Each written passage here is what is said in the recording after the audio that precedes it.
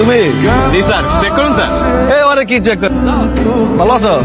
আসি বলো স্যার, যাবো স্যার। যাও যাও। সালাম স্যার। ভাড়া আপনি দিয়েন, যেটা মন চাই দিন, উঠেন। এসব দিয়ে নিয়ানের মধ্যে আমি নাই। ভাড়া কত নিবেন এর আগে?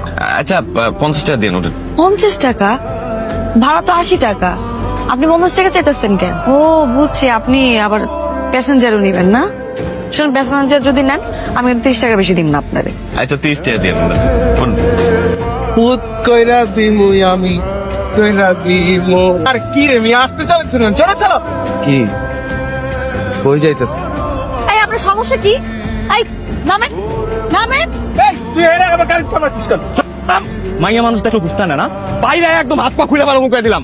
এই তুই আমারে চিনোস ঠিক? আরেকটা কথা কবি, একদম বুকের উপর দিয়ে গাড়ি উঠে দিব। অটো স্ট্যান্ডে আবি না? আই আইস কই? অটো আপনাকে বাড়ি কই? মোবারকপুর। মোবারকপুর?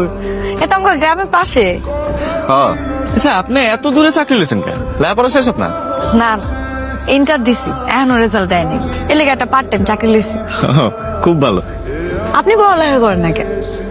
আর লেখাপড়া, যার বাপ মা নাই তার লেগে লেখাপড়া হইলো বিলাসিতা। ইন্টার পাস করার পরে মা মইরা গেল, এই চিন্তা করলাম যে সময় নষ্ট না কইরা টাকা পয়সা ইনকাম করি।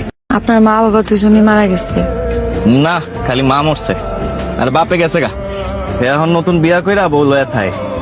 এক নম্বর একটা বাবাই মা। এই বাপ থা না তো এক কথা। আচ্ছা থাক, বাপরে নিয়ে আর কিছু করা লাগবো না। হাজার হইলেও তো জন্মদাতা। জন্ম দিলে যদি বাপ হইতো তাহলে তো হয়েছিল, আর হে যদি বাপ হইতোই তাহলে আজকে আমি পড়াশোনা বাদ দিয়া এই রাস্তা রাস্তা অটো চালাইতাম। এত ফুল কেন? কুড়ায় পাইছি, যে হাতে নিবে তার। আপনি হাতে নিছেন আপনার।